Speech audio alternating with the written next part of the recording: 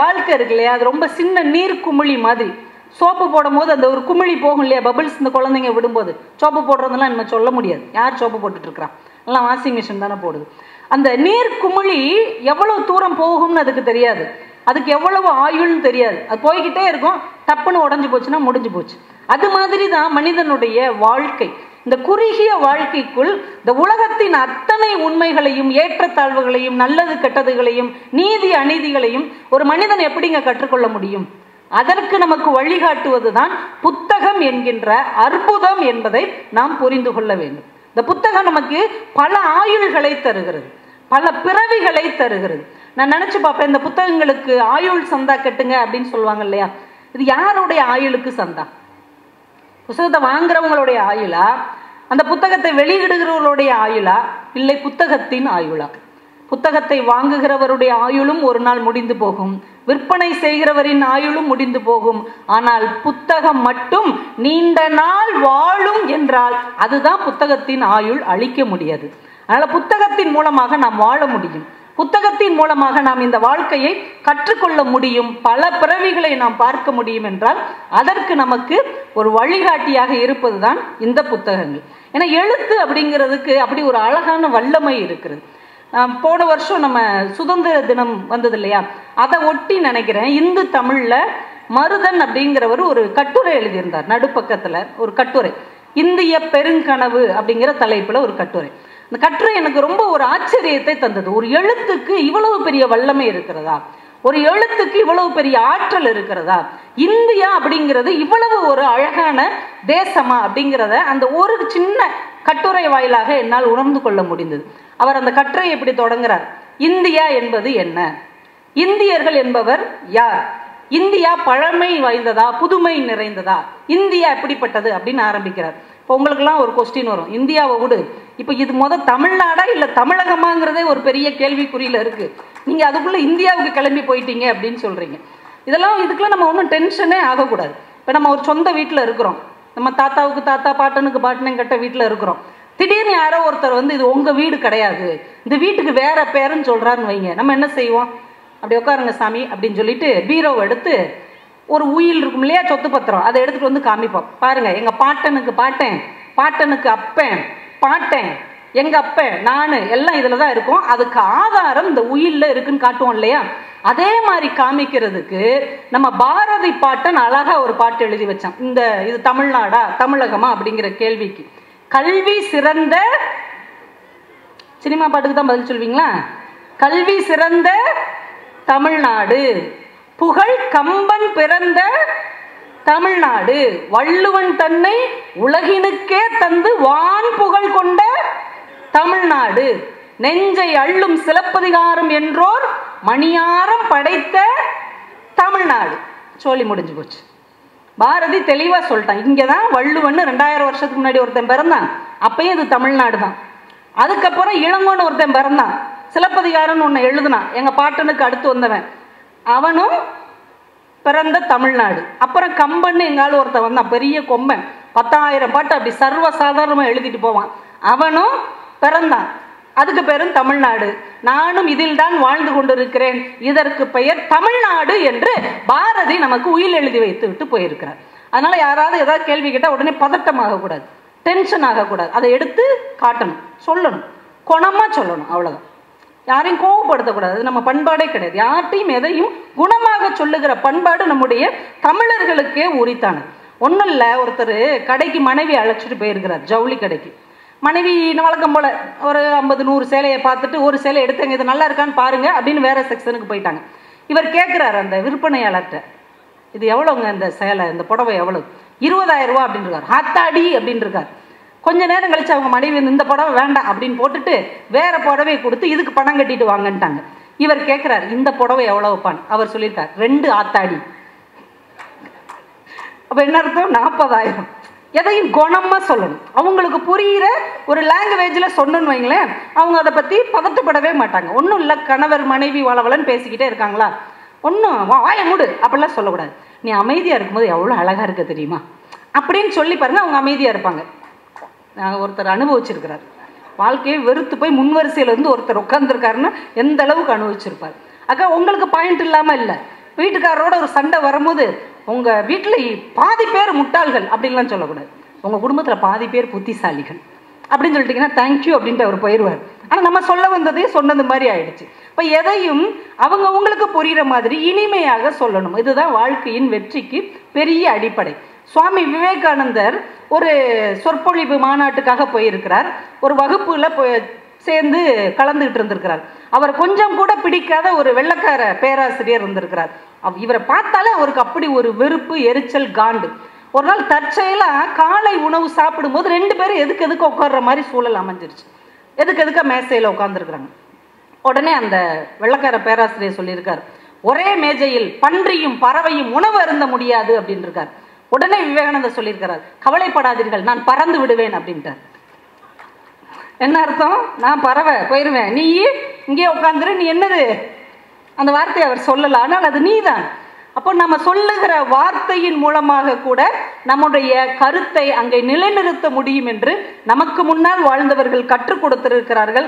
அதை புத்தகம் நமக்கு முன்னாடி ஒரு அடையாளமாக காட்டுகிறது. அவ்வளவுதான். இப்போ எந்த காலத்திலும் யார் கேட்கிற கேள்விக்கும் நம்முடைய இலக்கியம் பதில் சொல்லும் என்று நம்ம பாரதி சொல்லிட்டா. இது யார் பிறந்த தமிழ்நாடு என்று. இப்போ நம்ம இந்தியாவுக்கு போயிடலாம். அந்த பிரச்சனையை முடிச்சிட்டோமா?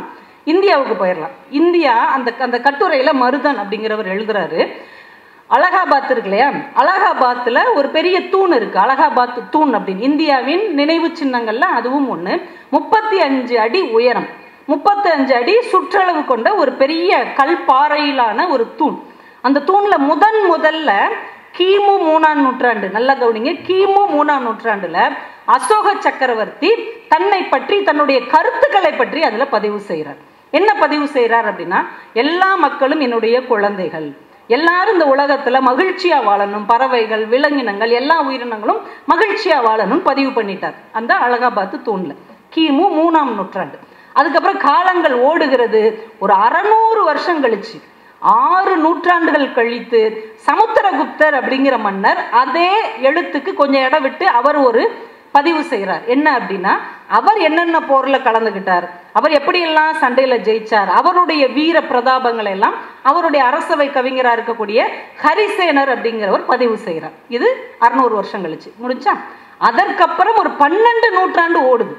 1200 வருஷம் கழித்து அதே அலகாபாத் தூண்ல ஜஹாங்கீர் என்கின்ற மன்னர் தன்னுடைய வம்சாவளியை பற்றிய விவரங்களை அதுல பதிவு செஞ்சு வைக்கிறார்.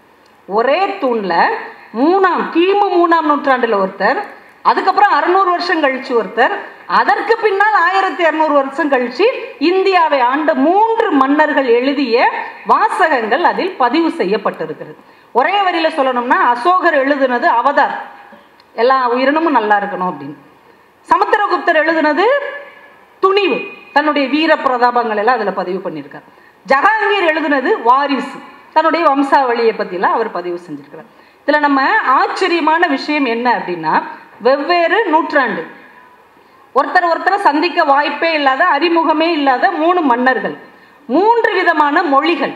அசோக சக்கரவர்த்தி எழுதுனது பிராகிருத மொழி, சமுத்திரகுப்தர் எழுதுனது சமஸ்கிருத மொழி, ஜஹாங்கீர் எழுதுனது பாரசீக மொழி. 3 மன்னர்களும் வெவ்வேறு சமயத்தை பின்பற்றியவர்கள். அசோகர் பௌத்தத்தை பின்பற்றியவர், சமுத்திரகுப்தர் தன்னை விஷ்ணு பக்தனாகவே அறிவித்துக் கொண்டவர், அப்ப அது வைணவம். ஜஹாங்கீர் இஸ்லாமிய மன்னர். 3 காலகட்டம், 3 விதமான மன்னர்கள், 3 மொழி, 3 சமயங்கள், 3 விதமான கண்ணோட்டங்கள், வேறுபட்ட காலகட்டங்கள். இவை அத்தனையும் ஒரே இடத்தில் ஒற்றுமையாக இருக்க முடியும். இதுதான் நம்முடைய இந்தியா என்று அவர் பதிவு செய்திருக்கிறார். இந்தியாவை இதை விட அழகா யாருங்க பதிவு செய்ய முடியும்? ஒரு எழுத்தின் ஆற்றல் எங்கே இருக்கிறது பாத்தீங்களா? எந்த நூற்றாண்டில் எழுதின ஒருத்தரும், அதற்கடுத்து எத்தனையோ நூற்றாண்டுகளுக்கு பின்னால் ஒருத்தரும், அதற்கப்புறம் பல நூற்றாண்டுகளுக்கு பின்னால் ஒருத்தரும் ஒரே இடத்தில் இடம்பெற முடியும் என்றால், அந்த இடைவெளி கொடுக்கிற, அதுக்கு ஒரு ஸ்பேஸ் கொடுக்கிற, அதற்கான வாய்ப்பு கொடுக்கிற ஒரு அழகான நாடு நம்முடைய இந்திய நாடு என்பதுதான் உண்மை. இதுல பிரிவினைக்கு வாய்ப்பே இல்லை. அதனாலதான் இன்றைக்கும் ஐயப்பன் கோவிலுக்கு போகிறவர்கள் பாபர் மசூதிக்கு போய்விட்டு வருகிறார்கள். திருவாசகத்தை படிக்கும் போது ஜி.யு. போப் கண்ணீர் விட்டு அழுதார் என்று சொல்லுகிறோம். துலுக்க நாச்சியாரை பார்க்க ஆண்டாள் அழகர் மதுரையில் ஆற்றில் இறங்கும் போது அவர் வருகிறார் என்றால் இது காலம் காலமாக நமக்குள்ளே இருக்கக்கூடிய சமய சார்பு கடந்த ஒரு சகோதரத்துவம் என்பதை எது நமக்கு அறிவிக்கிறது என்றால் ஒரு எழுத்து அறிவிக்கிறது. அப்ப ஒரு எழுத்து பதிவு செய்யப்படும் போது அது எவ்வளவு பெரிய ஆதாரமாக மாறுகிறது. நீங்க எவ்வளவு கேள்விகள் நாளை வந்தாலும், எவ்வளவு ஒற்றுமையின்மையை யாராவது வந்து விதைத்தாலும், இதுதான் எங்களுடைய ஒற்றுமை, இதுதான் எங்களுடைய ஆதாரம், இதுதான் எங்கள் அடையாளம் என்று நம்மால் சொல்ல முடியும். அப்படி ஒரு சிறப்பு இந்த எழுத்துக்கு இருக்கிறது. அப்படி ஒரு பண்பு நம்முடைய இந்திய தேசத்துக்கு இருக்கிறது. இந்த புத்தகத்தை நீங்க வாங்கினீங்கன்னா இவ்வளவு விஷயங்களை நீங்கள் கற்றுக்கொள்ள முடியும். நீங்க புத்தகத்தை வாங்கி படிச்சாலே போதும். புதுசா ஒரு வாழ்க்கையை வாழணும்னு அவசியமே கிடையாது. ஒன்றும் இல்லை, யாரையாவது காதலிச்சு துயரப்படணும்னு நினைக்கிறீங்க, அதுக்காக ரொம்ப ரிஸ்க் எல்லாம் எடுத்து, ஐயா அந்த காலத்துல கவிதையெல்லாம் சொன்னாங்க பாருங்க, முல்லை முள்ளால் தானே எடுக்க வேண்டும் அப்படின்லாம் கவிதையெல்லாம் எழுதாம காதலின் துயரம் எப்படி இருக்கும் அப்படின்னு நீங்க தெரிஞ்சுக்கணும்னா, மனுஷன் இங்க ஒருத்தர் இருக்கிறார், 12 புத்தகம் போட்டிருக்காரு. 12 புத்தகத்தையும் வாங்கி உட்கார்ந்து படிங்க. காதலின் துயரம் எவ்வளவு கசப்பாக இருக்கும், ஆனால் அதற்கு பின்னால் ஒரு இனிமை இருக்கும் என்பதை அப்படி நிறைய கவிஞர்கள் இன்னைக்கு புத்தகமாக எழுதியிருக்கிறார்கள். போன வருஷம் மிஸ்டியூன்னு ஒரு புக்கு படித்தார், தமிழ்நாடே பைத்தியம் முடிச்சு அலைஞ்சிச்சு. இப்போ 12 புத்தகம் போட்டிருக்கார், படிங்கடா மாசத்துக்கு ஒரு புத்தகம்னு அவர் எழுதியிருக்கிறார். அவர் புத்தாண்டு அன்னைக்கு அவருடைய முகநூல்ல ஒரு வாழ்த்து எழுதியிருந்தார், மனுஷிய புத்திரன். அதை சொல்றேன், அவரே எழுதியிருக்கிறார் புத்தாண்டுக்கு. அவர் முகநூல்ல அவரே எழுதியிருக்கிறார், வாழ்த்துக்கள் மனுஷ். அவருக்கே அவர் வாழ்த்து சொல்லிக்கிறார். கவிஞர்களுக்கெல்லாம் யாருங்க வாழ்த்து சொல்ல போறா, அவங்களே சொல்லிக்கிட்டா தான் உண்டு. வாழ்த்துக்கள் மனுஷ், இந்த ஆண்டும் நீ உயிர் வாழ்கிறாய், இந்த புத்தாண்டிலும் உன்னை வாழ்த்தாதவர்களை நினைத்து ஏங்கியபடி. இந்த புத்தாண்டிலும் உன்னை வாழ்த்தாதவர்களை நினைத்து ஏங்கியபடி. இது அவருடைய சிந்தனை மட்டுமா? நம்மளுடைய சிந்தனையும் அப்படித்தானே இருக்கும். யார் யாரோ நமக்கு வாழ்த்து சொல்லுவாங்க, யார் யாரெல்லாம் நம்ம மேல பாசம் காட்டுவாங்க, யார் யாரெல்லாம் நம்ம கிட்ட பரிவோட இருப்பாங்க, அவங்களெல்லாம் நம்ம நினைச்சே பார்க்க மாட்டோம். யாரோ ஒருத்தங்க நம்மளை அலட்சியப்படுத்திட்டு போயிருப்பாங்க, யாரோ ஒருத்தங்க நம்மளை அவமானப்படுத்தி இருப்பாங்க, யாரோ ஒருத்தங்க நம்மளை நினைக்கவே மாட்டாங்க, ஆனா அவங்களே நம்ம நினைச்சுக்கிட்டு இருப்போம். இல்ல, இந்த வாழ்க்கை இப்படி ஒரு கண்ணாமூச்சி விளையாட்டுகளால் தான் நம்மை துரத்தி கொண்டே இருக்கிறது. இதை ஒரு கவிஞன் எவ்வளவு சர்வ சாதாரணமா ஒரு புத்தாண்டு வாழ்த்தின் மூலமாக நம்ம விட்டு சொல்லிவிட்டு கடந்து போகிறான் என்பதுதான் எழுத்து நமக்கு கொடுக்கிற ஒரு அழகான விஷயமாக இருக்கிறது. இடக்கை அப்படின்னு ஒரு, எல்லாமே நான் இங்க படிச்சதா சொல்றேன், நீங்க புத்தக கண்காட்சியில வாங்கக்கூடிய புத்தகங்களா. எஸ்ரா, நம்மளுடைய எழுத்தாளர் எஸ் ராமகிருஷ்ணன் இருக்கிறார் இல்லையா, அவர் இடக்கை அப்படின்னு ஒரு நாவல் எழுதியிருக்கிறார். அந்த நாவலுடைய அடிநாதம் என்ன அப்படின்னா, இப்போ நீங்கள் நீதிமன்றத்தில் நீதி தேவதையுடைய சிலை பார்த்துருப்பீங்கல்ல, இல்லை திரைப்படத்துலையாவது பார்த்துருப்பீங்க. அவங்க ஒரு துணியை கண்ணில் கட்டியிருப்பாங்க, பார்த்துருக்குறீங்களா? ஏன் துணியை கண்ணில் கட்டியிருக்கிறாங்க அப்படின்னா, நீதிக்கு முன்னால் ஏழை பணக்காரன், தெரிஞ்சவன் தெரியாதவன், படித்தவன் படிக்காதவன் அப்படின்னு எந்த ஒரு ஏற்றத்தாழ்வும் பார்க்கக்கூடாது என்பதற்காகத்தான் அந்த நீதி தேவதை கண்ணை கட்டி கொண்டு இருக்கிறது. இதுதான் அடிப்படை. ஆனால் உண்மையிலேயே நீதி எல்லாருக்கும் பொதுவானதாக இருக்கிறதா? நீதி எல்லாருக்கும் பொதுவாக கிடைக்கிறதா? ஒரு உயர்ந்த இடத்துல இருக்கிற ஒருவருக்கும் ரொம்ப எளிய இடத்தில் இருக்கிற ஒருவருக்கும் நீதி சமமாக போய் சேர்க்கிறதா? இது ஒரு பெரிய கேள்வியாக தானே இருக்கிறது. என்னுடைய நண்பர் ஒருத்தர் வாட்ஸ்அப்பில் தான் அனுப்புனார், வழக்கறிஞர்களை பற்றி, இருந்தால் கோச்சுக்கிடாதீங்க, அது நல்லா இருந்தது அதனால சொல்கிறேன். நல்ல வக்கீல் சட்டத்தை தெரிந்து வைத்திருப்பார், சிறந்த வக்கீல் நீதிபதியை தெரிந்து வைத்திருப்பார். எப்படி இருக்கு பாருங்க நீதி. இந்த நீதி மறுக்கப்படுகிற நீதி, தாமதிக்கப்படுகிற நீதி, ஏமாற்றப்படுகிற நீதி, அதற்கு பின்னால் பாதிக்கப்படுகிற ஒரு சாமானிய மனிதனுடைய துயரை இடக்கை அப்படிங்கிற ஒரு நாவல்ல நம்முடைய எஸ்ரா அழகா பதிவு செஞ்சிருப்பார். அதுல ஒரு சின்ன கதை ஒண்ணு வரும், அதை நான் உங்களோட பகிர்ந்துக்கிறேன். ரெண்டு புழு ஹஸ்பண்ட் அண்ட் ஒய்ஃப், 2 பேரும் கணவன் மனைவி, அப்படியே பேசிக்கிட்டே போயிட்டு இருக்காங்க, ஜாலியா அரட்டை அடிச்சுட்டே போயிட்டு இருக்கிறாங்க. போகும்போது கணவன் ரொம்ப பசியில முன்னாடி போறார், வேகமா முன்னாடி போறார். இந்த ஆம்பளைங்களுக்கு அவசர புத்தி உண்டு இல்ல, வேகமா முன்னாடி போறார். அந்த நேரத்துல ஒரு வேகமா வந்த ஒரு தேர் இருக்குல்ல, பெரிய தேர், அவர் மேல ஏத்தி அவரை சாவடிச்சிருச்சு, இறந்து போயிடுச்சு அந்த கணவன் புழு. இப்ப இந்த மனைவி தாங்க முடியல, நல்லா தானே பேசிக்கிட்டு ஒன்னா தானே வந்தோம், நம்ம அவங்களுக்கு எந்த துன்பமும் கொடுக்கலையே, படக்குன்னு அவன் பாட்டுக்கு தேரை ஏற்றி இவரை சாகடிச்சிட்டாங்களேன்ட்டு அந்த தேர் சக்கரத்தை பின்பற்றி தேடி தேடி அலையுது. நீதி எங்கே கிடைக்கும்னா, அரசர்கள் அப்போ அரண்மனையில் தானே கிடைக்கும். ஆராய்ச்சி மணி எல்லாம் பசு அடித்த கதையெல்லாம் நம்ம படிச்சிருக்கோம் இல்லையா. நேராக அரண்மனைக்கு போகுது. அது காசி மாநகரம். அந்த காசி நகர ஆண்ட காசிராஜன் கிட்ட போகுது. எல்லாம் சொல்கிறாங்க, அரசு நம்ம அரண்மனைக்கு நீதி கேட்டு ஒரு புழு வந்திருக்கு. புழு நீதி கேட்டு வந்திருக்குதா அப்படின்னு எல்லாம் வந்து நின்றுறாங்க. அந்த புழு சொல்லுது, நானும் என் கணவரும் மத்தியானம் வந்துட்டு இருந்தோம், ஒரு தேர் ஏற்றி அவரை கொன்றுச்சு, எனக்கு நீதி வேண்டும். அவர் பார்க்குறாரு, அப்படியா அந்த டைம் எல்லாம் சொல்லு, யாருடைய தேருன்னு விசாரித்து நாங்கள் தெரிவிக்கிறோம் அப்படின்னு சொல்லி நாளைக்கு வர சொல்லிடுறார். மறுநாள் அந்த புழு போய் நிற்குது. விசாரித்ததில் அந்த தேர் அரசி வந்த தேர். அரசி வந்த தேர். அந்த தேரோட்டியை கூப்பிட்டு கேட்குறாங்க, ஏண்டா ஒரு புழு மேலே ஏற்றிட்டு வந்துட்டேன். இல்லை, அரசி தான் வயிறு பசிக்குது, வேமாப்போன்னு சொன்னாங்க, அதனால வேகமாக வந்துட்டேன். இப்போ அரசியை கொண்டு வந்து எப்படி விசாரிக்க முடியும்? ஆனால் புழுவுக்கு நீதி வழங்கி ஆகணும். உடனே இவங்க சொல்கிறாங்க, அந்த தேர் ஓட்டுனவனை கண்டுபிடிச்சாச்சு, அவனை கூட்டு வந்து 100 கசையடி கொடுத்துருவான், இல்லை நீ என்ன தண்டனை சொல்றியோ அதை கொடுத்துருவான். உடனே தேரோட்டி வந்த உடனே இந்த புழு சொல்லுது, நீ தான் தேரை ஓட்டுனியா? ஆமாம். உன்னை யார் ஓட்ட சொன்னா? உள்ள ஒருத்தங்க அப்படியே தயங்குறான். உள்ள யார் உட்காந்துருந்தா? அரசி உட்காந்துருந்தாங்க. அப்போ அரசி தான் இந்த அரசவைக்கு வரணும். அப்படிலாம் வர முடியாது, தேரை ஓட்டினவன் இவன் தான், வேணா தண்டனை கொடுப்பாங்கன்னா போயிட்டேரு அப்படின்னு அந்த புழுவை விரட்டி விட்டுறாங்க. இந்த புழு கண்ணீரோட எல்லாருக்கும் அம்மாவாக இருக்கக்கூடிய கங்கைகிட்ட போகுது. காசியில தானே கங்கை இருக்கு. அதுகிட்ட போய், தாயே எனக்கு நீதி மறுக்கப்பட்டு விட்டது, எனக்காக நீ வந்து நீதி கேட்கணும் காசிராஜன்ட்ட. உடனே கங்கை சொல்லுது, இல்லை இல்லை, காசிராஜன் ரொம்ப நல்லவன், இப்போ தான் என்னையெல்லாம் நல்லா சுத்தப்படுத்தி எல்லாரும் வந்து போகிற அளவுக்கு நல்லா வச்சிருக்கிறான், காசியே இன்னைக்கு ரொம்ப அழகாக இருக்குன்னா அதுக்கு அவர் தான் காரணம், அதனால அவர் சொல்கிற எல்லாமே கரெக்டாக தான் இருக்கும், அவங்க மனைவி சொன்னதும் கரெக்டாக தான் இருக்கும், போ அப்படின்றுச்சு. இந்த புழுவால் தாங்க முடியல, என்ன இவ்வளவு அலட்சியமாக கங்கை தாயே சொல்லிட்டாளேன்ட்டு ரொம்ப கஷ்டப்பட்டு போராடி நிறைய ரிஷிகள்கிட்ட எல்லாம் உதவி கேட்டு வானத்துக்கே போயிருக்கு, கடவுள்கிட்டே போயிடுச்சு. கடவுளை கூப்பிட்டு வச்சு கேட்குது, இந்த மாதிரி எனக்கு அநீதி வழங்கப்பட்டு விட்டது, நீங்கள் வாங்க அப்படின்னு. எப்போ அவன் கணவனுக்கு விதி முடிஞ்சு போச்சு, அதனால அவன் முடிஞ்சு போயிட்டான், நீ கிளம்பு அப்படிங்கிறார். அப்படியா, விதியை நீங்கள் தான் முடிப்பீங்களா? நான் விதியை எழுதுறேன், இப்போ நான் உங்கள் முன்னாடி தீயில விழுந்து சாக போகிறேன், எனக்கு நீதி கிடைக்கலன்னா நான் சாக போகிறேன்னு அந்த புழு சொன்ன உடனே கடவுளுக்கு ரொம்ப சங்கடமாக ஆச்சு. தன்னுடைய உயிரினம் இல்லையா படைச்ச, சரி வா அப்படின்னு அவர் அந்த புழுவோடு சேர்ந்து அரண்மனைக்கு வர்றார். இப்போ காசிராஜன் மிரண்டு போகிறான், அமைச்சர்கள்லாம் அதிர்ந்து போகிறாங்க, கடவுளே வந்துட்டார் நீதி கேட்டு. இப்போ என்ன நடக்குது அப்படின்னு, இந்த தேரை யார் ஓட்டினா? தேரோட்டி ஓட்டினா. யார் ஓட்ட சொன்னா? அரசி தான் ஓட்ட சொன்னாங்க. அவளை வர சொல். உடனே வந்துட்டான். உடனே அரசிட்ட கேட்குறாங்க, நீ ஏன் வேகமாக ஓட்டின அப்படின்னு. இந்த அரசி புழுக்கிட்ட கேட்குது, உன் கணவன் ஏன் வேகமாக போனான்? அவருக்கு பசி, அதனால வேகமாக போனான். இவ சொன்னா, எனக்கும் பசி, அதனால தான் வேகமாக ஓட்ட சொன்னேன், எனக்கும் பசிக்கும்ல அப்படின்னு இருக்கிறாங்க. உடனே இந்த புழு, இதெல்லாம் சரி கிடையாது, இதுக்கு என்ன தண்டனை? ஒருத்தனை கொன்னுட்டா என்ன தண்டனை? கடவுளும் கேட்குறாரு, என்ன தண்டனை? இந்த மாதிரி கொன்னுட்டா எப்படி கொல்லப்பட்டார்களோ அதே மாதிரி அந்த கொலையை செஞ்சவங்களும் கொல்லப்படணும். சரி, அப்போ அந்த தண்டனையை நிறைவேற்றுன்னு கடவுள் சொல்லிட்டார். அரசியும் அதே மாதிரி போட்டு தேரை விட்டு ஏற்றிருங்க அப்படின்னு. அரசர் அப்படியே கையெறு நிலையில் நிற்கிறாரு, அரசி கண்கலங்கி நிற்கிறாங்க, தண்டனையை நிறைவேற்றுங்க அப்படின்றாங்க. இப்போ அந்த புழு முன்னாடி வந்து சொல்லுது, வேண்டாம் வேண்டாம், இவளை நான் மன்னிச்சிட்டேன், உனக்கு உயிர் பிச்சை கொடுக்குறேன், போ, உன்னை நான் மன்னிச்சிட்டேன் அப்படின்னு.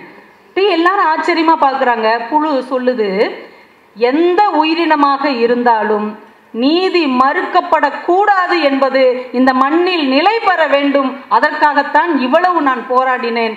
அதை விட ஒன்று என்னன்னா, தண்டனையை விட மன்னிப்பு தான் மிகப்பெரிய தண்டனை என்பதை இந்த உலகம் அறிந்து கொள்ள வேண்டும்.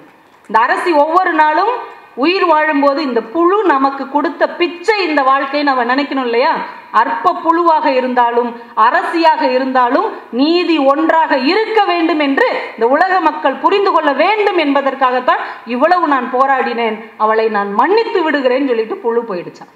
அவ்வளோ அழகா இருக்கு. ஒரு புழுவுக்கு கூட இந்த மண்ணில் நீதி கிடைக்க முடியும் என்கின்ற நம்பிக்கையை அந்த புத்தகம் விதைக்கிறது. ஆனால் ஆறறிவு மனிதர்களுக்கு, எளிய மனிதர்களுக்கு அது கிடைக்கிறதா அப்படிங்கிறது அந்த புத்தகத்தை நீங்கள் படித்து பார்த்தால் ரொம்ப ஆச்சரியமா இருக்கும். அவ்வளவு விஷயங்களை அவர் அந்த புத்தகத்திற்குள்ளே புதைத்து வைத்திருக்கிறார். அதே மாதிரி இன்னொரு புத்தகம், வேள்பாரின்னு ஒரு புத்தகம் படிச்சு பார்த்துருக்கீங்களா? உண்மையிலே நம்ம தமிழண்டா அப்படின்ற ஒரு கத்தோட, ஒரு திமுறோட, ஒரு கர்வத்தோட, ஒரு கம்பீரத்தோட நம்ம படிக்க வேண்டிய ஒரு புத்தகம் வேள்பாரி என்கின்ற புத்தகம். அந்த புத்தகத்துல ஒரு சாதாரண குறுநில மன்னனா வாழ்ந்தவன் அவன். புதுக்கோட்டை பக்கத்துல இருக்கிற பிரான்மலைங்கிற ஒரு மலையை, ஒரு குறிஞ்சி பிரதேசத்தை ஆண்ட மன்னன் பாரி. அவனுக்கும் ஒரு புலவர் கபிலருக்கும் இடையிலான ஒரு உரையாடல் அவ்வளவு அழகா இருக்கும். 2 பேரும் நடந்து போயிட்டு இருப்பாங்க. யாரு? கபிலரும் பாரியும் நடந்து போயிட்டே இருப்பாங்க. ஒரு இடத்துக்கு போகணும். இப்போ கபிலர் கேட்பாரு, இப்படி சுற்றி அங்கே போகிறதுக்கு இப்படி குறுக்கால போனாலும் அந்த ஊர் வந்துடும்ல, ஏன் நம்ம சுற்றி சுற்றி போகிறோம் அப்படின்னு. அப்போ பாரி சொல்லுவான், இது வந்து ஆழிக்காடு, இது வழியாக நம்ம போகக்கூடாது, எங்கள் மக்கள் யாருமே போக மாட்டாங்க. ஏன்? ஒரு காலத்தில் ஆழி இருந்துச்சு. சிரிச்சுக்கிட்டே அவர் சொல்லுவார், ஆழி கேள்விப்பட்டிருக்கீங்கல்ல, நிறைய கோவில்களில் யாழின்னு ஒரு சிலை இருக்கும் இல்லையா, சிங்க முகத்தோட, உடம்பு யானை மாதிரி ஏதோ ரெக்க மாதிரிலாம் வச்சுக்கிட்டு வினோதமாக ஒரு விலங்கு இருக்கும். அந்த விலங்குக்கு பேர் தான் ஆழி. இப்போ கபிலர், நீங்கள் அதெல்லாம் என்ன நினச்சிட்டு இருக்கிறீங்க? நம்ம முன்னோர்களுடைய சிற்பிகளுடைய கற்பனை அப்படின்னு தானே நினச்சிட்டு இருக்கீங்க. நம்ம அப்படி தான் நினைக்கிறோம். இப்போ கபிலர் அதான் சொல்கிறார், ஆழி அப்படிங்கிறது எவ்வளவு வித்தியாசமான கற்பனை இல்லை, நம்ம முன்னோர்கள் எப்படியெல்லாம் கற்பனை பண்ணியிருக்காங்க பாரு, இப்படியெல்லாம் விலங்கு இருக்கும் அப்படின்னு சொல்லிட்டு சிரிக்கிறார். பாரி சிரிச்சுட்டே சொல்கிறான், அப்படி ஒரு விலங்கு இருந்திருக்கு, நிச்சயமாக இருந்திருக்கும். என்ன சொல்கிற பாரி, அப்படி ஒரு விலங்கு இருந்துச்சா? ஆமாம். ஏன் தெரியுமா? அந்த ஆழி குட்டியாக பூமியில் வந்து விழும் இல்லையா, அது பிறந்த உடனே அது என்னதான் சாப்பிடும் தெரியுமா? யானையை அடித்து அதோடைய தந்தத்தை உடைச்சி உள்ளே இருக்கிற குருத்தை சாப்பிடுமா. இதுதான் அதுக்கு முதல் சீம்பாலே. அதுதான் இது எங்களுக்கு எப்படி தெரியும் என்றால், இந்த ஆழிக்காட்டை எத்தனை நூற்றாண்டுகள் கடந்தாலும் சரி யானைகள் அந்த பக்கம் எட்டி கூட பார்க்காது.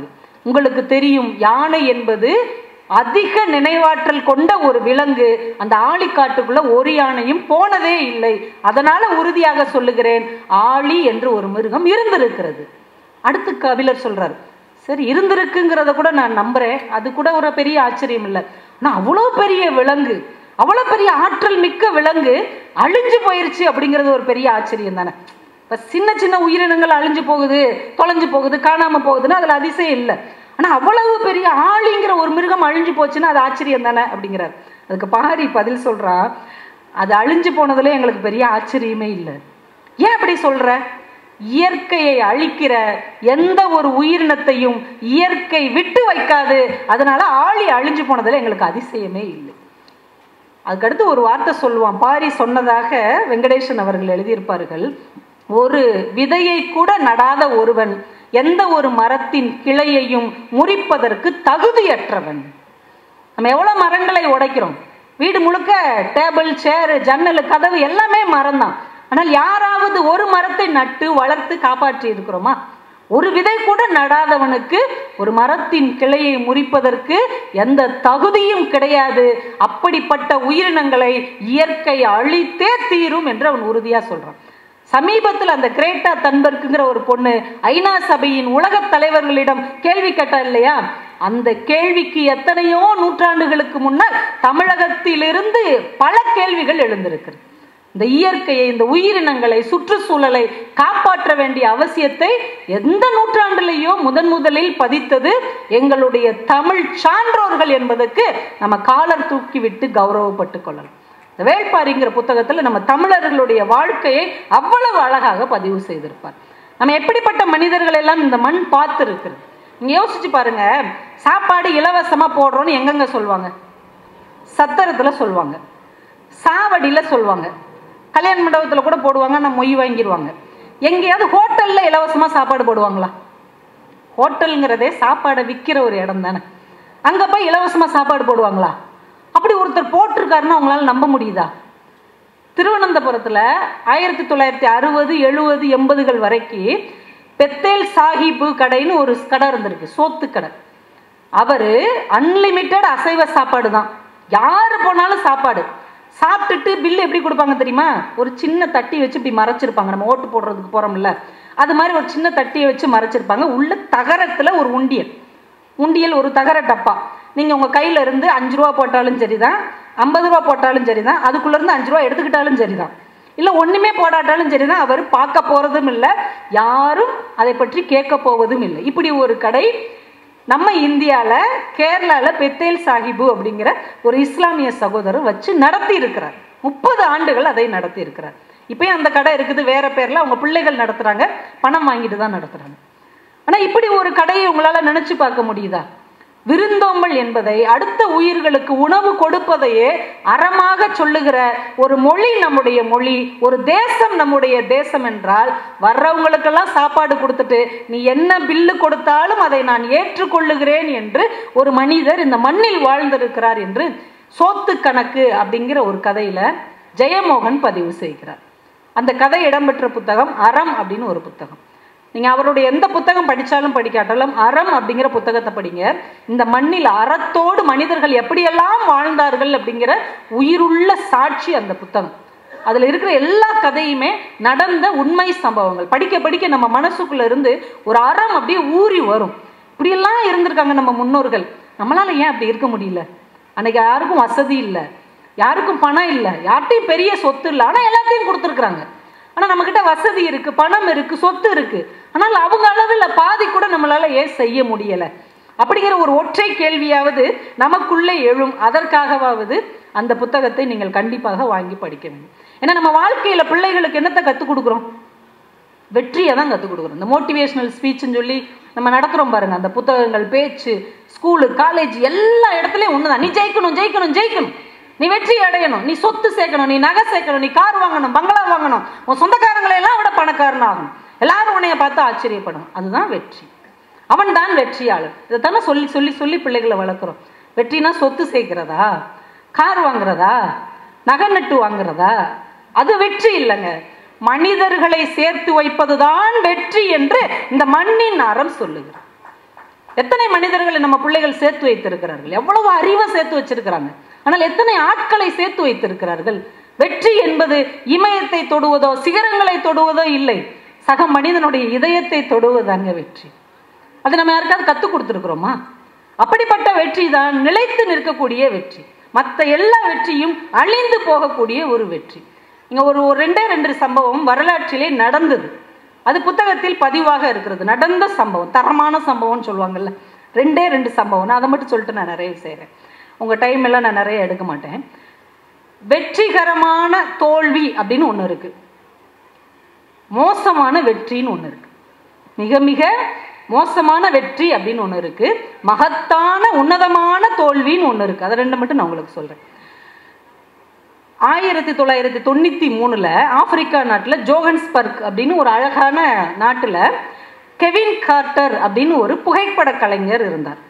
எல்லா புகைப்பட கலைஞர் மாதிரியுமே அவருக்கு வாழ்க்கையில் பெரிய ஒரு புகைப்பட கலைஞனா, உலகம் அறிந்த ஒரு புகைப்பட கலைஞனா, தன்னுடைய புகைப்படத்தை உலகமே ஆச்சரியப்பட்டு பார்க்குற ஒரு கலைஞனா தான் மாறணும். அந்த புகைப்பட கலையிலேயே உயர்ந்த விருது என்னன்னா, இப்போ நோபல் பரிசு, ஆஸ்கார் பரிசு மாதிரி புகைப்படத்துக்குன்னு உயர்ந்த விருது புலிட்சர் அப்படிங்கிற ஒரு பரிசு. அந்த புலிட்சருங்கிற பரிசை வாங்கணுங்கிறது அவனுடைய மிகப்பெரிய கனவு, ஏக்கம், லட்சியம், குறிக்கோள் எல்லாமே. அதை நோக்கி அவன் ஓடிக்கொண்டே இருக்கிறான். காடு, மலை, கடல் எல்லாம் நம்ம பிடி உஷா அந்த தேயிலைக்கு ஓடுவாங்க பாருங்க, அது மாதிரி அவன் பார்வையில் தென்படுகிற எல்லாத்தையும் பிடிச்சி போடுறான். எந்த ஒரு ஓவியமும் எந்த ஒரு புகைப்படமும் வெற்றி அடையவே இல்லை. திடீர்னு அவனுக்கு ஒரு வாய்ப்பு கிடைக்குது. 1993 சூடான் நாடு பயங்கரமான பஞ்சத்திலையும் வறுமையிலையும் அடிபட்டு கிடக்குது. மக்கள்லாம் கிட்டத்தட்ட இருக்காங்களா செத்தாங்களான்னு தெரியாத அளவுக்கு வறுமை. அப்போ அந்த இடத்துக்கு அவர் போயிருக்கிறார். இந்த மனிதர்களோட உதவி செய்கிற மனிதர்களோட ஒருத்தனா போயிட்டார். போய் அப்படியே ஒவ்வொரு இடத்தையும் பார்க்குறாரு. ஒரு நோஞ்சான் சிறுமி, இன்னும் அது இருக்கும், நீங்கள் கூகுளில் போட்டிங்கன்னா அந்த படம் நீங்கள் எல்லாரும் எப்பயாவது ஒருக்கா பார்த்துருப்பீங்க. சோமாலியா நாட்டு குழந்தை மாதிரி இருக்கும், அப்படியே எலும்பும் தோளுமா ஒரு நோஞ்சான் குழந்தை. ஐநா சபை கொடுக்குற உணவகத்தில் இலவச சாப்பாடை சாப்பிட்லான்ட்டு உடம்பு நடக்க கூட முடியல, இழுத்து இழுத்து வருது. கரெக்டாக அது வர்ற நேரத்தில் பின்னாடி ஒரு பிணந்தண்ணி கழுகு அப்படியே ரெக்கையை விரிச்சுக்கிட்டு உட்காந்துருக்கு. எந்த நிமிடத்துலையும் இவ செத்து போவா, இவ செத்த உடனே இவளை சாப்பிடலாம் அப்படின்னு ஒரு பிணந்தண்ணி கழுகு அவளுக்கு பின்னாடி இருக்கு. இவ சாகுற நிலைமையோட எலும்பும் தோளுமா அந்த குழந்தை கிடக்குறான். இந்த காட்சியை பார்த்தவொடனே படக்குன்னு புகைப்படம் எடுத்துட்டார். ஒரு உலகின் மிகச்சிறந்த புகைப்படம் தன்னுடைய கேமராவுக்குள்ள அடங்கிருச்சுடான்ட்டு அடுத்த செகண்ட் அவர் அங்கே இல்லை, கிளம்பி ஓடியாந்துட்டார். வந்து நியூயார்க் டைம்ஸுக்கு இந்த புகைப்படத்தை கொடுக்குறாரு. அவங்க ஆச்சரியப்பட்டு அதை வெளியிடுறாங்க. உலகமே அதிர்ந்து போய் பார்க்கறது, என்ன ஒரு புகைப்படம் அப்படின்னு. இவருக்கு ரொம்ப சந்தோஷம், நம்ம வாழ்நாள் கனவு நிறைவேறிடுச்சு. 1994 புலிட்சர் விருது, அவர் கனவு கண்ட, அவர் ஏற்கப்பட்ட, அவர் லட்சியமாக நினைத்த அந்த விருது அவருக்கு கிடைச்சிருச்சுங்க. அந்த விருது கிடைச்ச உடனே இந்த புகைப்படம் இன்னும் வைரலாக பரவுது. இந்த படத்துக்கு தான் இந்த விருது அப்படின்னு. விருது கிடைச்ச 2வது மாதம் அவர் தற்கொலை செய்து கொண்டு செத்து போனார். Kevin Carter. ஏன் சாகணும்? தன்னுடைய வாழ்நாள் கனவு நிறைவேறிய பிறகு ஒரு மனுஷன் எவ்வளோ சந்தோஷமா இருக்கணும், எவ்வளோ மகிழ்ச்சியா இருக்கணும், எவ்வளவு கொண்டாடணும் அந்த வெற்றியை. உலகம் போற்றுகின்ற வெற்றி, மிகப்பெரிய விருது வாங்கியிருக்கிறார். ஆனால் அந்த மனிதன் தற்கொலை பண்ணிட்டு செத்து போனார். ஏன் தெரியுமா? அந்த புகைப்படம் வைரலாக பரவிய பிறகு எல்லாரும் இவர்கிட்ட ஃபோன் போட்டு கடிதம் எழுதி ஒரு கேள்வியைத்தான் கேட்டார்கள். அந்த குழந்தை என்ன ஆச்சு, இந்த சிறுமி என்ன ஆனா, அவளை நீங்கள் காப்பாத்துனீங்களா, அவளுக்கு தண்ணி கொடுத்தீங்களா, ஒரு பிஸ்கட் கொடுத்தீங்களா, அட்லீஸ்ட் அந்த பின்னாடி நின்ன அந்த கழுகையாவது சூன்னு விரட்டினீங்களா, என்னையா செஞ்ச நீ, அந்த குழந்தைக்கு என்ன ஆச்சு, அது இருக்கா செத்துச்சா, அது காப்பாற்றப்பட்டதா, உன் கண்ணுக்கு முன்னாடி ஒரு குழந்தை கிடந்தது, போட்டோ எடுத்துட்டு ஓடி வந்திருக்கிற, இல்ல மனுஷனா? இவ்வளவு வார்த்தைகள் அவரால் தாங்கவே முடியல.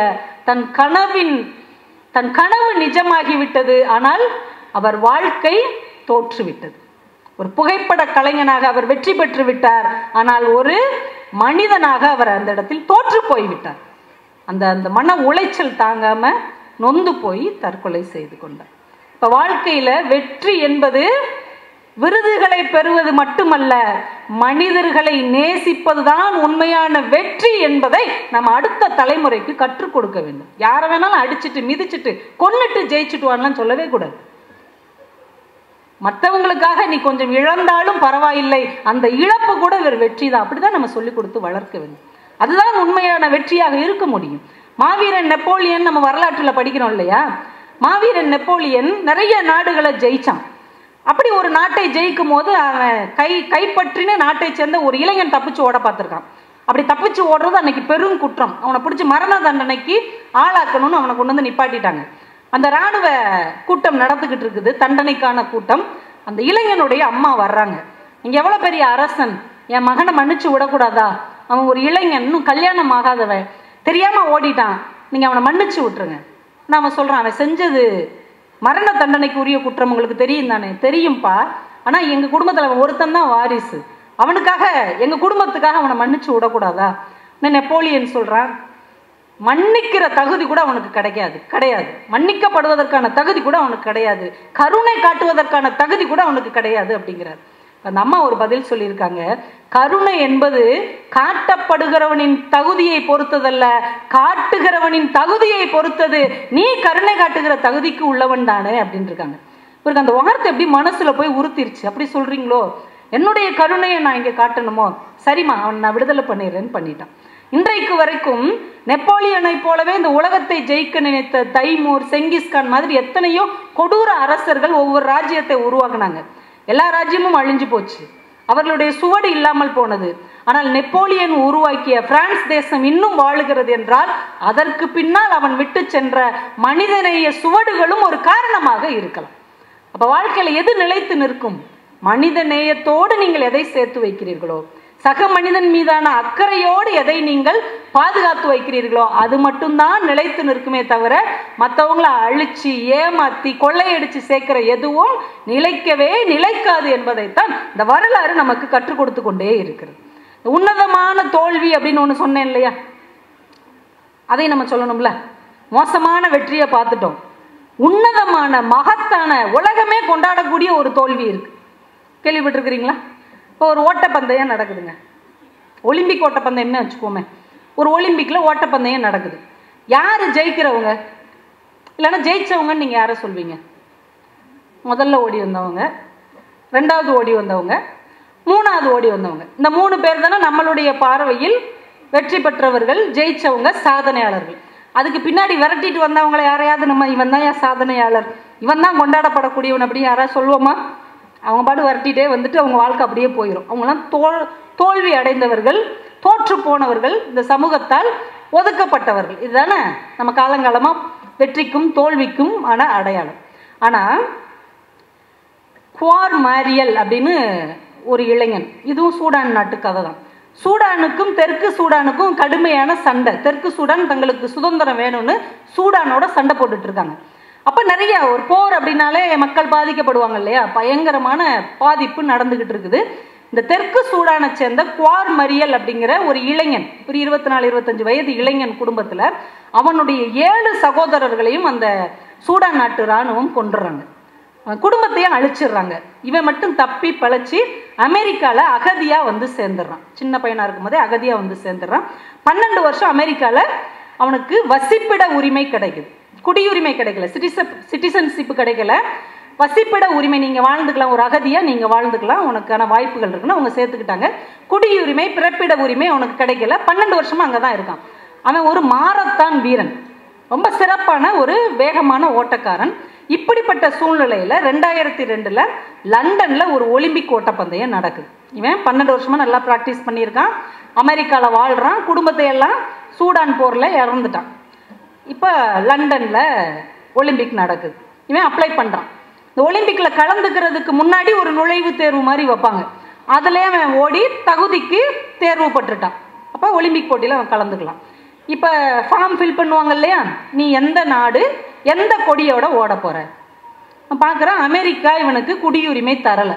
அமெரிக்காட்ட கேட்டு பார்க்குறான், இல்லைப்பா நீ எங்களுடைய ஊர்க்காரன் கிடையாது, நீ இங்கே அகதியாக தான் வந்தவன், நீ எங்கள் ஊரையோ எங்கள் கொடியவோ பயன்படுத்த முடியாது, அதுக்கு வேறு வீரர்கள் இருக்காங்க, அவங்க செலக்ட் ஆகிட்டாங்க. பார்க்குறான், தெற்கு சூடான் தானே இவனுடைய நாடு. அவங்ககிட்ட போய் கேட்டால் அவங்க இன்னும் ஒலிம்பிக் குழுன்னு ஒன்றே ஆரம்பிக்கலை. அப்போ அவங்கள்ட்ட கொடியோ இவனை சேர்த்துக்கிறதுக்கோ ஒரு வாய்ப்பும் இல்லை. இப்போ சூடான் இருக்குல்ல, அவங்க தயாராக இருக்கிறாங்க, நாங்கள் வேணாம் என் கொடியை நீ பயன்படுத்திக்கோ, என் நாட்டை நீ யூஸ் பண்ணிக்கோ. அவன் சொல்கிறான், என் குடும்பத்தையே அழித்து என் கண்ணு முன்னாடியே என் சகோதரர்களை கொன்று இன்னொரு நாட்டுக்கு என்னை அகதியாக துரத்தி விட்ட உங்கள் கொடியை நான் பயன்படுத்தவே மாட்டேன், அது மனசாட்சிக்கு விரோதமானதுன்னு வேணான்ட்டான். அமெரிக்கா கொடியும் இல்லை, தெற்கு சூடான் கொடியும் இல்லை, சூடான் நாட்டும் கொடியும் இல்லை. கொடி இல்லாமல், நாடு இல்லாமல் ஒரு வீரன் எப்படிங்க போட்டியில் கலந்துக்கிட முடியும்? இத்தனை நாடு கலந்துக்கிட்டு தானே காமிப்பாங்க. 204 நாடுகள் கலந்துக்கிடுது, 204 வீரர்கள் அதில் கலந்துக்கிறாங்க. இப்போ இவன் எந்த நாட்டு சார்பாக போட்டியிட முடியும்? ஆனால் இவனை சேர்த்துக்கோங்கன்னு போராடிட்டே இருக்கிறான். இப்போ கொஞ்ச நாள் ஆக ஆக இவனுடைய போராட்டத்தை உணர்ந்து கொண்டு, இவன் மன உணர்வுகளை புரிந்து கொண்டு, உலகம் முழுக்க நாடற்றவர்கள் இருப்பாங்க இல்லையா, அகதியாக இருக்கிறவங்க, வாழ்க்கையில் தனக்குன்னு ஒரு நாடு இல்லாமல் ஏதோ ஒரு நாட்டில் இருப்பாங்க இல்லையா, அவங்க தெற்கு சூடானை சேர்ந்தவர்கள் எல்லாரும் இவனுக்காக கடிதம் எழுதுறாங்க. ஒலிம்பிக் அமைப்புக்கு கடிதம் எழுதி அவனை சேர்த்துக்கோங்க, குவார் மரியலை சேர்த்துக்கோங்கன்னு கடிதம் வந்துக்கிட்டே இருக்கு. 3000, 4000, 5000 கடிதம் வருது. ஒலிம்பிக் குழு பார்த்துச்சு, சார் இப்படி ஒருத்தனுக்கு மக்கள் ஆதரவு இருக்கு, அவனை விட்டுறக்கூடாது அப்படின்ட்டு ஒரு வாரத்துக்கு முன்னாடி அவனுக்கு அனுமதி கொடுத்துட்டாங்க. நீ ஒலிம்பிக் கொடியவே கையில் பிடிச்சிக்கிட்டு ஓடு, உனக்கு நாடுங்கிற இடத்துல சும்மா ஒரு டேஷ் போட்டு வச்சிடுறோம், அவ்வளோதான், நீ கலந்துக்கோ அப்படின்ட்டாங்க. இப்போ எல்லா நாடுகளையும் சேர்ந்தவர்கள் அவங்கவுங்க நாட்டு கொடியை கையில் வச்சுக்கிட்டு அந்த நாட்டை சேர்ந்தவன் என்கின்ற அடையாளத்தோடு எல்லாரும் போய் நிற்கிறாங்க. நம்ம குவார் மரியல் நாடு அற்றவனாக ஒலிம்பிக் குழு கொடுத்து அந்த கொடியை வைத்து கொண்டு நிற்கிறாங்க. இப்போ எல்லா நாட்டுக்காரங்களும் உட்கார்ந்துருக்கிறாங்க பார்வையாளர்களா. ஒவ்வொரு நாட்டுக்காரர்களும் தங்கள் நாட்டை சேர்ந்தவன் ஜெயிக்க வேண்டும் என்று பிரார்த்தனை செய்கிறார்கள், ஆர்ப்பாட்டம் செய்கிறார்கள், குரல் எழுப்புகிறார்கள். ஆனால் தனக்கென்று ஒரு நாடும் இல்லாத, ஒரு நாதியும் இல்லாத ஆதரவற்ற அத்துணை மக்களும் குவார் மரியல் ஜெயிக்க வேண்டும் என்று இறைவனை நோக்கி பிரார்த்தனை செய்து கொண்டே இருந்தார்கள். ஓட்டப்பந்தயம் தொடங்கியது. குவார் மரியல் பிடித்த இடம் 47வது இடம். 47வது இடத்துல அவன் வந்தான். மறுநாள் பத்திரிகை என்ன போட்டுச்சு தெரியுமா? எல்லா பத்திரிகைகளும் இது பூமி மகனின் வெற்றி என்று எழுதியிருந்தது. குவார் மரியல் பேரை போட்டு பூமி மகனின் வெற்றி, 47வது இடத்தில் வந்தாலும் அவன் தோற்று போகவில்லை. நாடற்றவர்களுக்காக, ஆதரவற்றவர்களின் சின்னமாக, அவர்களின் சார்பாக இவன் ஓடினான். இவன்தான் எல்லா நாட்டுக்கும் சொந்தமானவன் என்று எல்லா பத்திரிகையும் எழுதியது. எல்லா நாட்டுக்காரர்களும் அவனை கொண்டாடினார்கள். நீ நாடற்றவன் இல்லை, எல்லா நாட்டுக்கும் சொந்தக்காரன். யோசிச்சு பாருங்க, ஒரு ஓட்டப்பந்தயத்துல 1வது 2வது 3வது வந்தவங்களைத்தான் கொண்டாடுவோமே தவிர 47வது இடம் பிடித்த ஒருவனை, தோற்று போன ஒருவனை இந்த உலகம் கொண்டாடியது என்றால் அவனுக்கு பின்னால் ஒரு அறச்சீற்றம் இருந்தது, அவனுக்கு பின்னால் ஒரு நாடற்றவனின் ஏக்கம் இருந்தது, அவனுக்கு பின்னால் அடையாளமே தெரியாதவனுக்கும் ஒரு அடையாளம் கொடுக்க வேண்டும் என்கின்ற எண்ணம் இருந்தது. அதனால அவன் 47வது இடத்தில் வந்தாலும் அவன் வெற்றி பெற்றவன் என்ற இடத்தில் இந்த உலகம் கொண்டாடியது. அதனால் பிள்ளைகளுக்கு கற்றுக் கொடுங்கள். மகத்தான தோல்வி என்று ஒன்று இருக்கிறது, மோசமான வெற்றி ஒன்றும் இருக்கிறது. மகத்தான தோல்வியை அடைந்தால் அதில் தவறில்லை, ஆனால் மோசமான வெற்றியை மட்டும் நாம் அடைந்துவிடக்கூடாது என்று குழந்தைகளுக்கு கற்றுக் கொடுங்க. ஒரு மூளை வளர்ச்சி இல்லாத குழந்தைகள் படிக்கிற ஒரு பள்ளிக்கூடம், அவங்களுக்கு ஒரு நாள் ஓட்ட போட்டி இதே மாதிரி வச்சிருக்கிறாங்க. எல்லா பிள்ளைங்களையும், மூளை வளர்ச்சி இல்லாத அந்த குழந்தைகளை எல்லாம் நிற்க வச்சு ஓட்டப்பந்தயம் எல்லாம் குடுக்குடுன்னு ஓடுது, ஆளுக்கு ஒரு திசையாக ஓடுது. ஒரு குட்டி பையன் தடிக்கு விழுந்துட்டான். இப்போ முன்னாடி ஓடினவங்களாம் நம்மளா இருந்தால் என்ன செய்வோம்? அப்பாடா ஒரு போட்டியாளர் குறைஞ்சிட்டான், ஓடுறா ஓடுறா அப்படின்னு ஓடுவோம்ல. ஓடின பிள்ளைய பூரா திரும்பி வந்து அவனை எழுப்பி அவன் காலில் தட்டி விட்டு அவன் கையை பிடிச்சிட்டு எல்லாம் ஒன்றா சேர்ந்து அந்த கோட்டை தாண்டி இருக்காங்க. இப்போ என்ன தீர்ப்பு சொல்லுவீங்க? அந்த நடுவர் குழு தீர்ப்பு சொன்னது, இந்த போட்டியில் எந்த குழந்தையும் வெற்றி பெறவில்லை, இங்கே வெற்றி பெற்றது மனித நேயம் என்று எழுதினார். அந்த குழந்தைகளுக்குள்ளே இருக்கக்கூடிய மனித நேயம் கூட இன்னைக்கு நம்மிடையே காணாமல் போய்விட்டது என்பதுதான் இன்றைக்கு ஒரு பெரிய கேள்வியாக இருக்கிறது. ஒரு விஷயத்தை சொல்லி நான் நிறைவு செய்கிறேன். எஸ்ரா அவர்கள் ஒரு நாள் எங்கள் ஊருக்கு வந்திருந்தார், ராஜபாளையத்துக்கு வந்திருந்தார். அப்போ ஒரு சின்ன கதை சொன்னார், அதை சொல்லி முடிச்சிடறேன். இந்த புது வருடம் தொடங்கி ஒரு பொங்கலை நெருங்கி கொண்டிருக்கிற நேரத்துக்கு இது ரொம்ப பொருத்தமாக இருக்கும்னு நினைக்கிறேன். ஒரு ஜென் துறவி ஒருத்தர் ரொம்ப வருஷம் அவர் துறவியாகவே இருந்துட்டார். அவர் காலம் கிட்டத்தட்ட நிறைவடைய போகுது. அதனால் தங்கிட்ட உள்ள எல்லா பொருளையும் மற்றவங்களுக்கு கொடுத்துடணும் அப்படின்ட்டு தாண்ட உள்ள எல்லா பொருளையும் சீடர்களுக்கு தேவைப்படுறவங்களுக்குலாம் கொடுத்துட்டார். கொடுத்துட்டு கடைசி ஒரு பை இருந்திருக்கு. அந்த பையை எடுத்து பார்க்குறார், உள்ள பத்மசூத்ரா அப்படின்னு ஒரு புஸ்தகம் இருந்திருக்கு. எப்பயோ அவருடைய குருநாதர் அவருக்கு கொடுத்துருக்கிறார், இதை படிப்பா அப்படின்னு சொல்லி கொடுத்துருக்கிறார். ஒரு லேசாக கிழிஞ்ச ஒரு குடை இருக்குது. எப்பயோ ஒரு தடவை ஒரு கிராமத்து வழியாக வரும்போது மழை பெய்யும் போது ஒரு விவசாயி கொடுத்துருக்கிறார் இந்த குடை, அது இவர்கிட்ட இருக்குது. ஒரு சின்ன கூழாங்கல் இருந்திருக்கு. இவர் சின்ன பையனா இந்த ஜென் இயக்கத்துக்கு வரும்போது அந்த ட்ரௌசரில் வச்சுருந்த இவங்க ஊரில் நதியில் விளையாடும் போது இவர் பத்திரப்படுத்தி வச்சுருந்த ஒரு கூழாங்கல், இது மூணையும் இவர்கிட்ட மிஞ்சிருச்சு. அவங்ககிட்ட அதை ஒப்படைச்சிடணுமே அப்படின்னு சொல்லிட்டு கிளம்பி போகிறார். இந்த புத்தகத்தை எடுத்துகிட்டு குருநாதர் இறந்துருப்பார் இல்லையா, இவருக்கே வயசாயிருச்சு. குருநாதர் மகனை போய் பார்க்குறாரு, தம்பி இந்த புத்தகம் உங்கள் அப்பா கிட்ட இருந்து வந்தது, அவர்கிட்ட இருந்து நான் வாங்கினேன், இந்த திருப்பி கொடுத்துட்டேன், என்கிட்ட எந்த சுமையும் இருக்கக்கூடாது, திருப்பி கொடுத்துட்டேன். அதை வாங்கிட்ட விசிரிச்சிட்டே சொல்லியிருக்கான், அந்த புத்தகம் இந்த புத்தகம் இல்லை அப்படின்னு இருக்கான். அந்த புத்தகம் தான் உங்கள் அப்பா போட்ட கையெழுத்தெல்லாம் இருக்கு பாரு, அந்த புத்தகம் தான். இல்லை இல்லை, இந்த புத்தகம் எங்கள் அப்பாவிடம் இருந்து நீங்கள் வாங்கிய புத்தகம் இல்லை. ஏன் இப்படி சொல்கிற அப்படின்னு கேட்குறாரு. அவன் சொன்னான், இந்த புத்தகத்தை நீங்கள் வாங்கும்போது இது படிக்கப்படாததாக இருந்தது, இப்போது இந்த புத்தகம் உங்களால் படிக்கப்பட்ட புத்தகமாக இருக்கிறது, அந்த புத்தகம் இந்த புத்தகம் இல்லை அப்படின்னா. அவருக்கு அந்த உண்மை அப்படியே சுரீர்னுச்சு. ஆமாம்ல அப்படின்ட்டு, சரி வச்சுக்கோ இது உங்கள் வீட்டு புத்தகம் அப்படின்னு கொடுத்துட்டு இந்த கொடையை எடுத்துகிட்டு போகிறார். இந்த விவசாயியை தேடி கண்டுபிடிச்சி அவரை கூப்பிட்டாப்பா, ஒரு நாள் மழையோடு நான் வரும்போது நீ இந்த கொடையை எனக்கு கொடுத்த, ரொம்ப நன்றி, இந்தா இந்த கொடையை உனக்கு திருப்பி தந்துட்டேன். அவன் சிரிச்சுக்கிட்டே சொல்கிறான், அந்த கொடை இந்த கொடை இல்லை அப்படின்னு. பாரு அந்த ஓரத்தில் கூட கிழிஞ்சிருக்கு பாரு, இந்த கொடை தான் அப்படின்னு இருக்காரு. அன்னைக்கு இந்த கொடையை நான் மழையோடு தந்தேன், ஆனால் இதை நீங்கள் வெயிலோடு எனக்கு திருப்பி தருகிறீர்கள், அந்த கொடை இந்த கொடை இல்லை. அப்படியே அதிர்ந்துட்டார். சரிப்பா இந்தாப்பா வச்சுக்கோப்பா அப்படின்னு கொடுத்துட்டு கடைசியாக மிஞ்சினது அது கூழாங்கல். அவங்க ஆற்றுல, அவன் ஊரில் அந்த சிற்றூரில் அந்த ஆற்றுல அவன் சின்ன வயசில் எடுத்து வச்சது. அந்த கூழாங்கல்லையாவது போய் ஆற்றுல போட்டுருவோண்டா, ஒன்றுக்காவது நன்றி கடன் திருப்பி செஞ்ச மாதிரி இருக்குன்னு போகிறாரு. அவங்க ஊரே மாறி போயிருக்கு. அங்கே நதின்னு ஒன்றே இல்லை. அவன் குதித்து ஆடிய விளையாடிய கூழாங்கல் எடுத்து அந்த ஆற்றில் ஒரு பெரிய கட்டிடம் தொழிற்சாலை கட்டப்பட்டிருக்கிறது. இந்த கூழாங்கல்ல எங்கே போடுவான்? அப்படியே வானத்தை நோக்கி எரிந்து விட்டு அந்த துறவி போய்கொண்டே இருந்தார் என்று அந்த கதையை எஸ்ரா முடித்தார். என் இனிய நண்பர்களே, இந்த உலகத்தில் எல்லாமே நமக்கு தரப்பட்டது தான், எல்லாமே நாம் பெற்றவை தான், எல்லாமே நாம் கற்றவை தான். ஆனால் எதையுமே அதனதன் வடிவத்தோடு, அதனதன் இயல்போடு, அதனதன் காலகட்டத்தோடு ஒருபோதும் நம்மால் திருப்பி தர முடியாது என்கின்ற உண்மையை நாம் புரிந்து கொள்ள வேண்டும்.